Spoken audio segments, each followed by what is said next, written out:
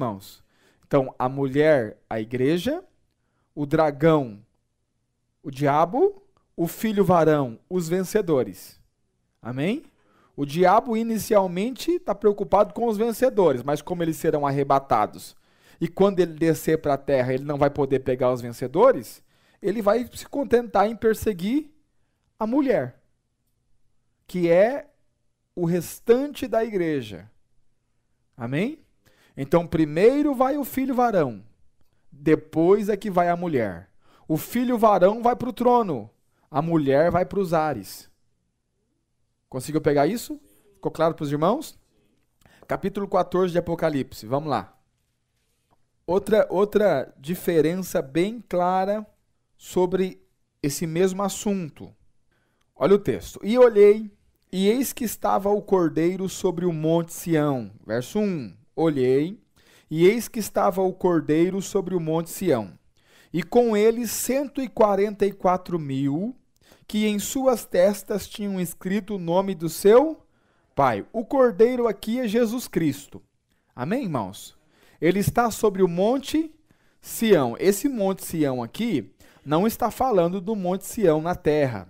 Está falando do monte da congregação. É aquele monte lá, que também pode ser chamado de monte Sião, monte da congregação, monte do testemunho, você que escolhe a forma que você quer chamar.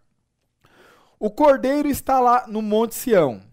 Junto com ele tem 144.000, que nas suas testas tem escrito o nome de seu Pai. Preste atenção.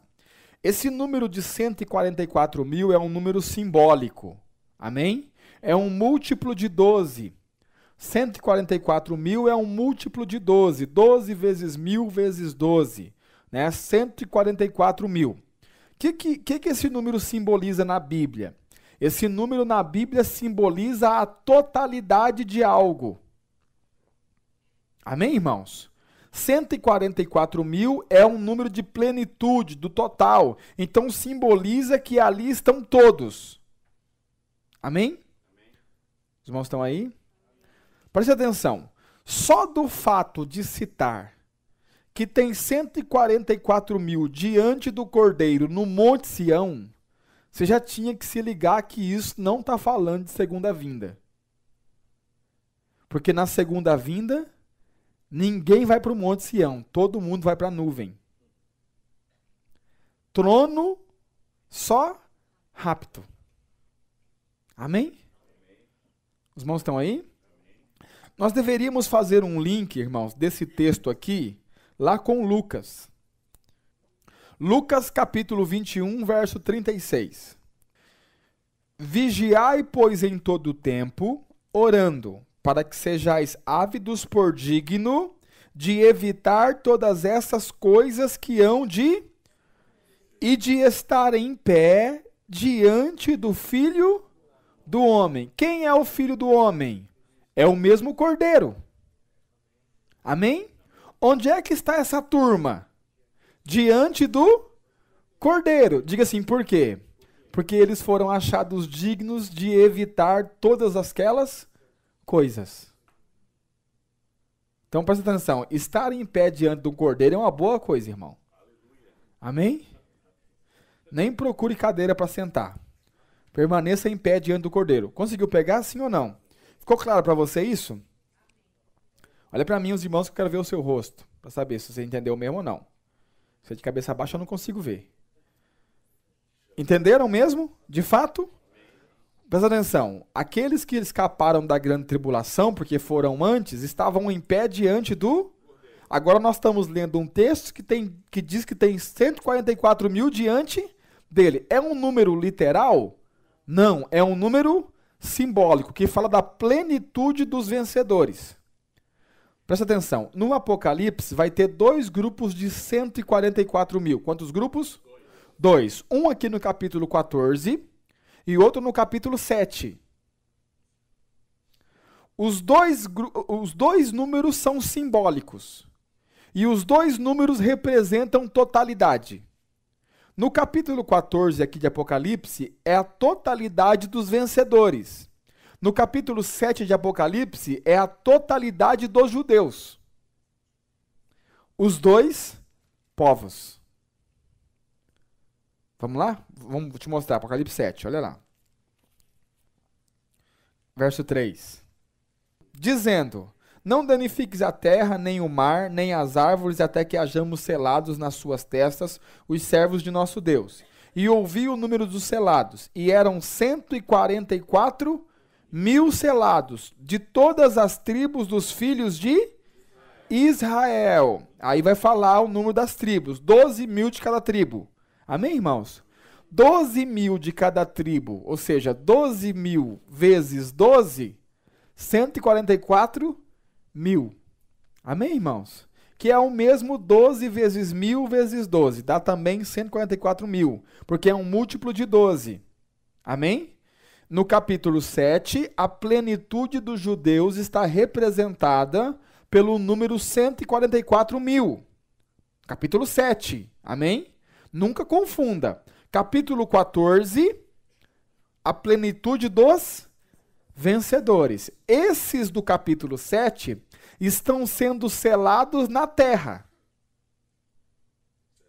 Amém? Os do capítulo 14 estão no Monte Sião diante do Cordeiro. É outro grupo de pessoas. Os irmãos estão aí? Ficou claro para os irmãos? Os irmãos estão entendendo ou estão cansados? Porque às vezes começa a dar, parar. Tá pegando? Vamos lá, continuando, olha só. Verso 2 do capítulo 14. Nós não chegamos onde nós queremos ainda. E ouvi uma voz do céu como a voz de muitas águas, e como a voz de um grande trovão. E ouvi a voz de harpistas que tocavam com suas harpas. E cantavam um como cântico novo diante do trono, e diante dos 4 animais e dos anciãos, e ninguém podia aprender aquele cântico, senão os 144 mil, que foram comprados da terra. Perceba que esses caras estavam na terra. Amém, irmão? De onde que eles vieram? Da terra. Olha lá. Quem são estes? Estes são os que não estão contaminados com mulheres. Primeiro ponto. Porque são virgens. Estes são os que seguem o Cordeiro para onde quer que vá. E estes são os que dentre os homens foram comprados como primícias para Deus e para o Cordeiro. Preste atenção. Quem são estes? Os 144 mil são os vencedores. Quais são as características dele? Primeiro, não estão contaminados com mulheres. Amém, irmãos? O que significa isso, pastor? O que significa ser virgem e não estar contaminado com mulher? Obviamente, não se trata da relação sexual. Caso contrário, todas as pessoas casadas já estariam fora, né, e já estariam excluídas de ser vencedoras. Mulher na Bíblia tipifica religião. Inclusive a própria igreja é tipificada por uma mulher. Amém, irmãos? Estar virgem e não estar contaminado com mulher significa não estar envolvido com outras religiões. Idolatria. Está aí o trem que Deus aborrece e Deus não vai mudar esse negócio. Amém, irmãos? Presta atenção. Deus ele chamava no Antigo Testamento Israel de sua esposa. Inclusive diz que a esposa dele, que é Israel, adulterou. É uma mulher adúltera. Inclusive fez um profeta casar com uma mulher adúltera. E deixar ela, e fazer com que ela continuasse trabalhando. Oséias. Vá lá, tome uma mulher adúltera, case-se com ela, não tire ela da profissão. Mas por que, Senhor? Para que o povo de Israel entenda que eles estão me traindo. Consegue entender ou não? Ser profeta de Deus no Antigo Testamento não era coisa fácil, irmão. Para um ele pediu que casasse com uma adúltera, para outro ele pediu que profetizasse nu e descalço, para outro ele pediu que cozinhasse a sua comida com fezes. Tudo isso para profetizar, imagina. Loucura. Né? Não era fácil, não era uma tarefa muito simples. Presta atenção, olha para mim. Não estão contaminados com mulheres, não estão envolvidos com outras religiões, com o paganismo e com a idolatria. Irmãos, o cristianismo brasileiro, né, ou o evangélico brasileiro, é totalmente envolvido com outras religiões. Religiões afros. Muitos dos rituais dentro da igreja vêm da religião afro, vêm de religiões afro. Quando não afro, judaísmo e assim por diante. Não é puro. Por exemplo, a festa junina. De onde vem a festa junina? A festa junina vem do catolicismo romano. Nós não temos esse tipo de costume dentro da igreja. Ah, pastor, mas lá não é junina, é festa caipira. É festa caipira que você faz em junho. Com pinhão, pipoca e crentão. E fogueira. E bandeirinha. Entendeu? Presta atenção. É que os crentes não se tocam. Mas é a mesma coisa de eu vir aqui todo vestido de branco, com os patuá no pescoço, começar a girar aqui e você perguntar o que é isso? Você dizer assim, não, é a nova forma de culto ao Senhor. Com misericórdia porque é o patuá, mas o santinho lá, a fogueirinha continua fazendo. Entendeu? O Natal. Irmão, preste atenção. Pastor, qual é o problema em celebrar o Natal? Todos.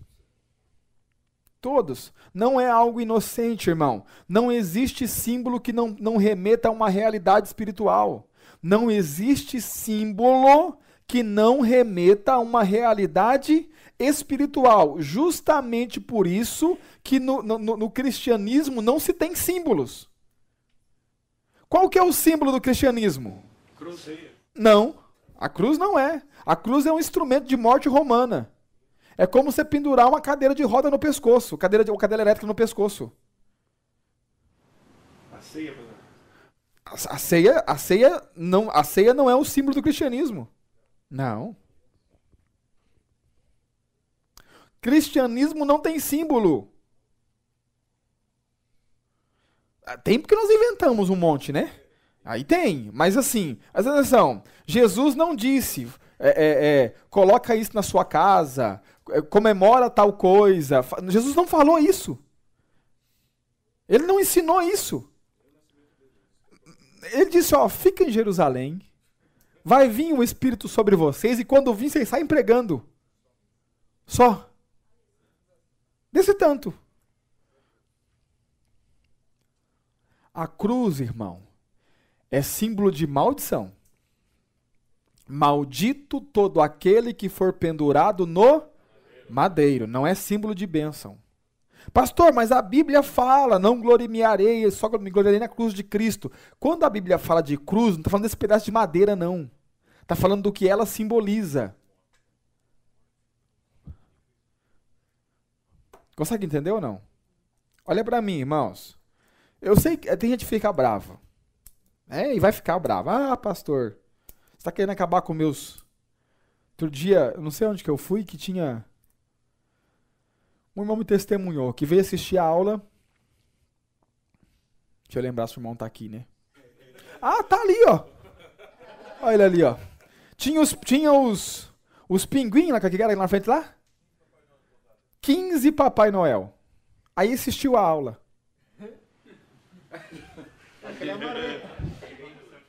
E ainda fazia a célula no meio do Papai Noel ainda. Presta atenção. Aí fala assim, pastor, presta atenção. Eu conheço ele. Lê Bíblia. Tem interesse pelo Evangelho. Você imagina um crente que não... Preste atenção, irmãos. Não existe símbolo que não remeta a uma realidade espiritual. Tome cuidado. Não bote guirlanda na sua porta. Não bote Papai Noel na sua estante, porque é só no Brasil que ele chama Papai Noel. Em todo lugar por aí é São Nicolau. Mas para cá é o Papai Noel, né? Presta atenção. Não coloque a árvorezinha, o pinheirinho na sua casa. Aquele pinheirinho é uma personificação de Nimrod. Não bote os presentinhos debaixo do pinheiro. Consegue entender? Você está cultuando a Nimrod. O Nimrod da Bíblia, aquele guerreiro lá que era contra o Senhor, que foi quem decidiu construir a Torre de Babel para afrontar a Deus. Esse mesmo. Consegue entender? Eu estava falando, irmãos, olha para mim, presta atenção. Pastor, e as festas judaicas? Presta atenção, irmão. Você não precisa celebrar esse negócio. Você não precisa, não há necessidade. Ah, mas Jesus Cristo celebrou a Páscoa. Ele celebrou para você não precisar celebrar. E ainda te deu ordem. Não comer, vocês não vão comer mais esse pão até que a Páscoa se cumpra no reino dos céus. Mas daí vai lá o crente celebrar a Páscoa.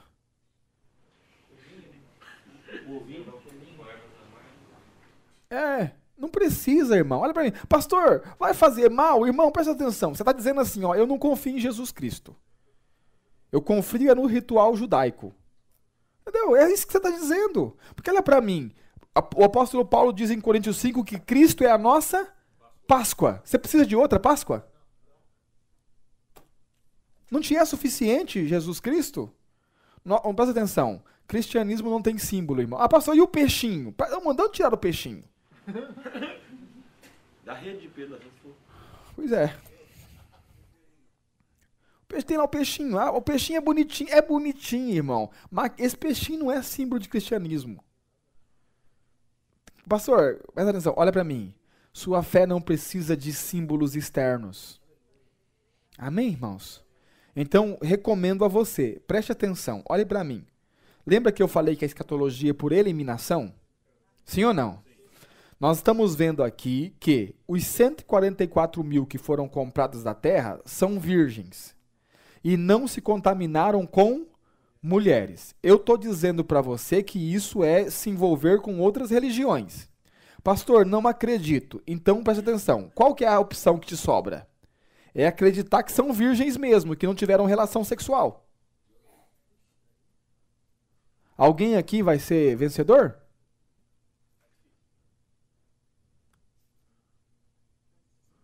Não faz sentido para você um negócio desse? Mas, irmão, parece que há uma cegueira. Porque o cara, tipo assim, o cara vai refutar isso aqui, vai dizer assim, não é isso, tá? Então me diz o que é ser virgem. Ah, é ter um coração puro. Consegue entender, irmãos? Por eliminação. Vai eliminando o errado, que acaba sobrando o certo. Amém? Eu não consigo acreditar que ser virgem e não estar contaminado com mulheres é de fato não ter relação sexual. Porque se for assim, eu tô fora, irmão. Eu já casei. Consegue entender ou não? Lendo a Bíblia toda, eu posso dizer para você sem medo de errar. Mulheres simbolizam religiões. Amém? E não estar contaminado é não trazer práticas pagãs. E deixa eu dizer para você, quando Jesus mandou escrever isso aqui, nem tinha essas, lá não tinha essas que nós temos aqui hoje, essa questão afro, das religiões afro, não tinha isso. O que tinha lá era judaísmo. Eu tô para dizer para você que ela disse que ele estava falando.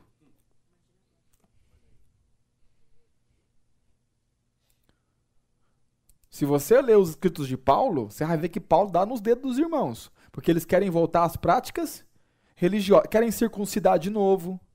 Aí Paulo disse, se circuncidar está desligado de Cristo. Cristo de nada vos aproveita. Querem guardar o sábado de novo. Querem voltar para as práticas. Olha para mim, irmão. Posso te falar uma coisa? Posso te falar? Você não é judeu. Nós somos hebreus por causa do batismo, mas nós não somos judeus. Nós somos gentios. Amém? E tudo que vivemos com Deus, vivemos pela fé. Você não precisa trazer esse monte de coisa para a sua fé. Os irmãos estão aí? Amém. Pastor, se batismo e a ceia não são símbolos cristãos, o que eles não é símbolo. Você está mudando as minhas palavras. Não é não ser símbolo cristão. O cristianismo não tem símbolo que o represente. Consegue entender? Qual que é o símbolo do cristianismo?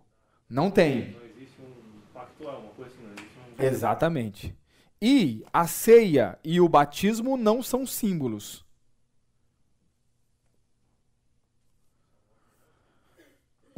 A ceia e o batismo são verdades, não é um símbolo. Quando você come a carne de Jesus. Quando você bebe o sangue de Jesus. Quando você batiza, você se reveste com Cristo. Morre na cruz e ressuscita ao terceiro dia. É isso que você faz quando você desce as águas. Consegue entender? Símbolo é aquilo que vai remeter a uma realidade espiritual que ainda não está presente. Consegue entender? A ceia não é assim. A ceia é uma verdade. O batismo é uma verdade. Mas falar que é um ato simbólico é errado? Não é errado. Não é errado. É um ato simbólico que remete a uma verdade. É uma verdade. Você pode dizer que é um ato simbólico, mas é uma verdade.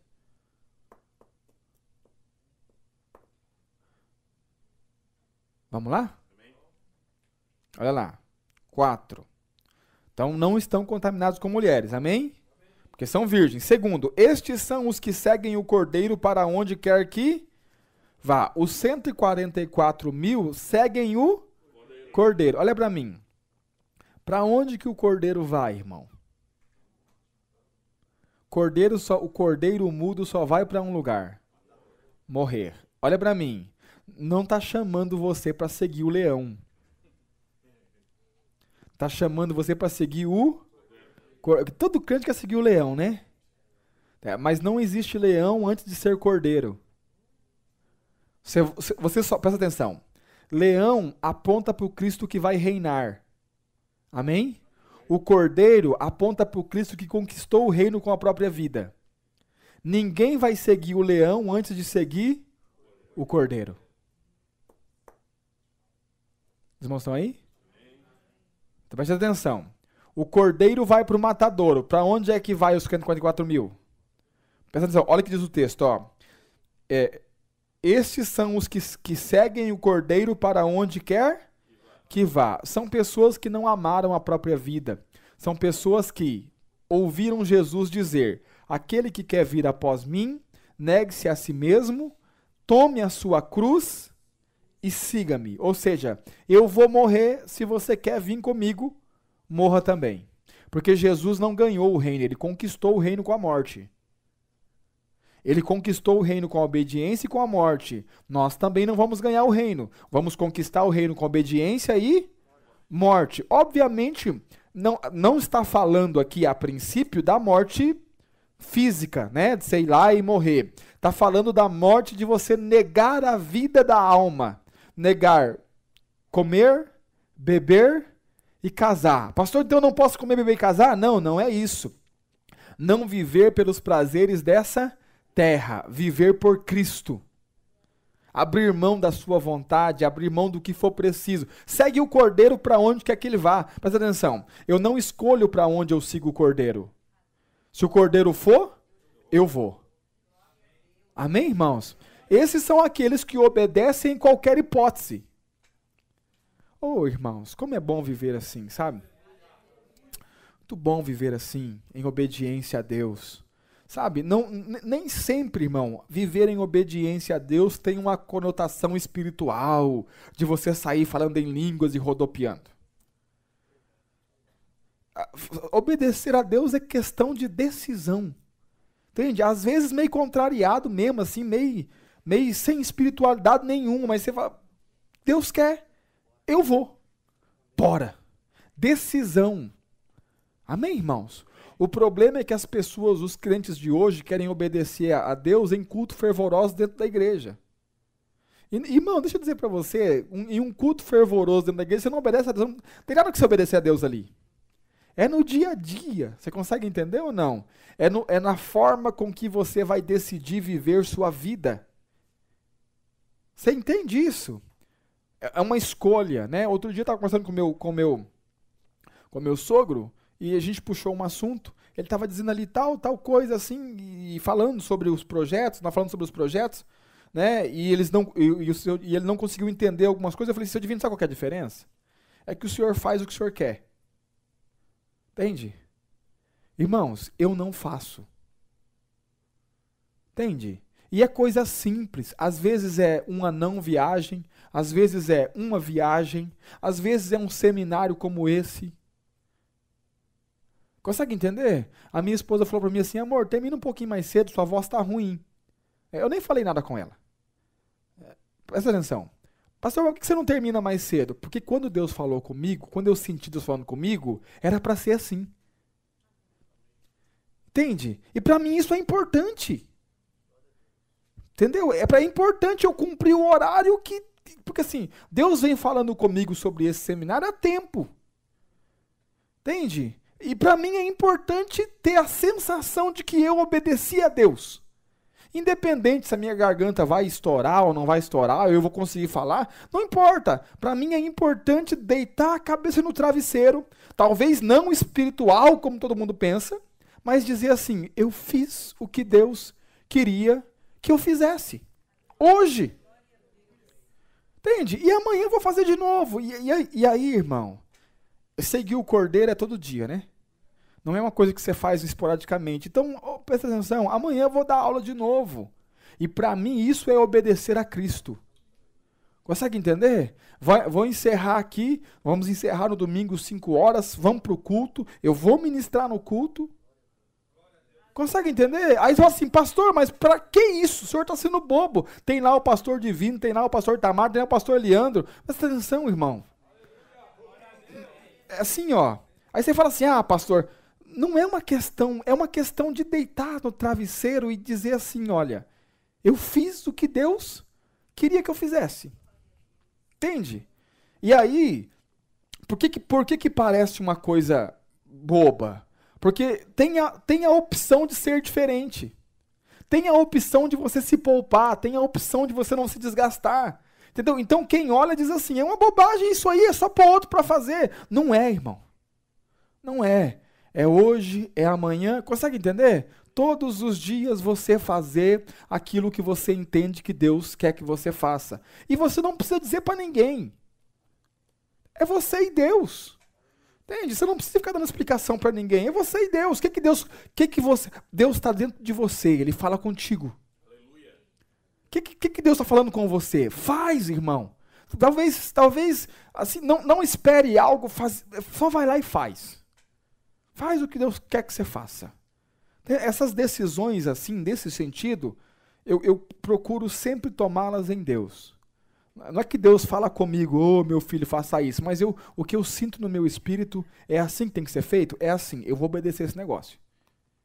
Consegue entender ou não? Segue o cordeiro para onde quer que ele vá.